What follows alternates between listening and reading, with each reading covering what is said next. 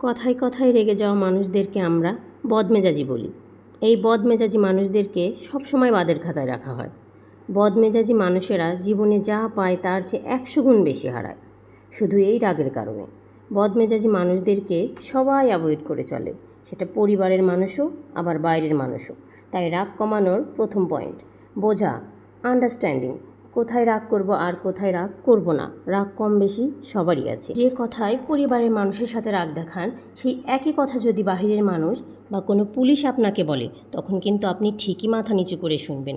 এখানে আপনার বদমেজাজি দেখালে ডান্ডার বাড়ি পড়বে। আপনি জানেন কোথায় রাগ করব আর কোথায় রাগ করব না, এটা আপনার চয়েস। আমরা সবসময় রাগ করি কমফোর্ট জোনে।